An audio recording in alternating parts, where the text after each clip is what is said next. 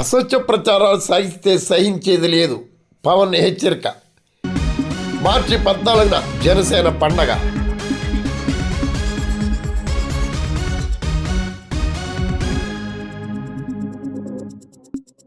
పిఠాపురం నియోజకవర్గం పైన తనపైన అసత్య ప్రచారాలు సాగిస్తే సహించేది లేదని రాష్ట్ర ఉప ముఖ్యమంత్రి పవన్ కళ్యాణ్ హెచ్చరించారు.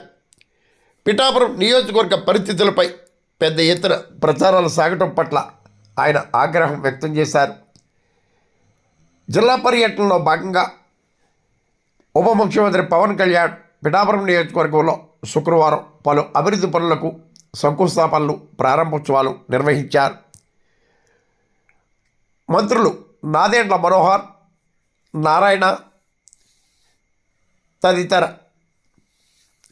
ముఖ్య ఎమ్మెల్యేలు, ఇతర అధికారుల సమక్షంలో ఈ కార్యక్రమాలను నిర్వహించారు. తొలుత గోదావరి జిల్లాల యాసలో ఆయన మాట్లాడటం విశేషం. గోదావరి జిల్లాలండి, కోడిపందాలండి, జోదాలండి. సంక్రాంతి తాలూకు అంటే సంక్రాంతి అంటే కోడిపందాలు, జూదాలు, పేకాట.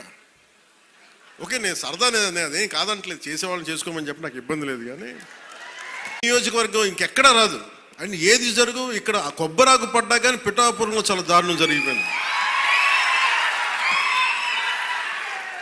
ఒక తాటాకు, అక్కడ ఉన్న తాటాకు ఊడిపడిపోతే అమ్మా చాలా దారుణం జరిగిపోయింది.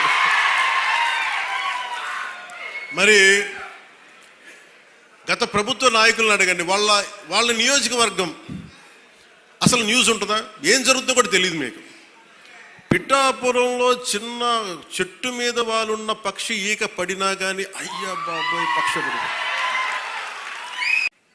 పార్టీ మార్చి 14న ఎక్కడ పెట్టాలి చాలా ఉంటే